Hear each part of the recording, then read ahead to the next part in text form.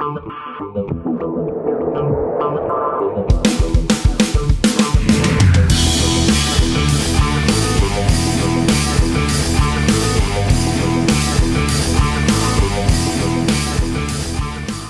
what's up? We're about ready to go shark diving here at Seal Island in South Africa. That island is full of seals and apparently full of sharks. So we'll see what happens here in a couple minutes. This is crazy. What's so crazy about it? How did we get ourselves into this? You haven't gotten into that yet.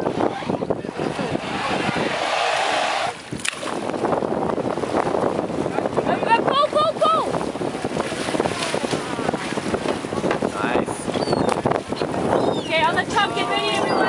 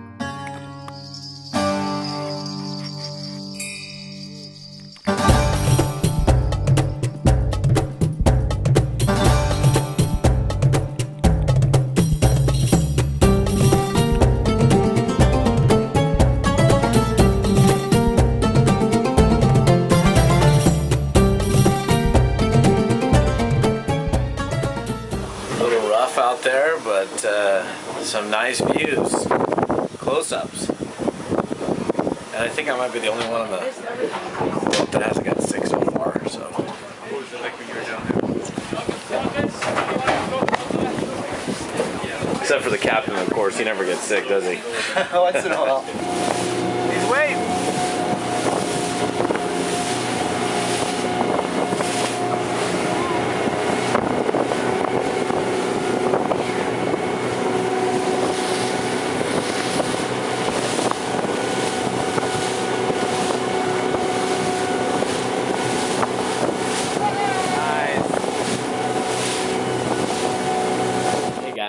Todd Falcone. I figured I'd take this example and make a marketing metaphor out of this whole shark diving experience that you just watched here in South Africa. I'm actually in Cape Town right now, about ready to go on stage. I'm in the green room, even though it's not green, and I'm mic'd up and ready to go on stage next and teach on the subject of direct selling and network marketing. We had a great time yesterday doing this whole shark diving experience. It was great to see my wife go past her fear of just, let alone, getting in the water, but then getting in the water with sharks in a shark cage, which was, as you could see, very, very rough. Here's the example or the metaphor that I want to throw out at you just to think about this.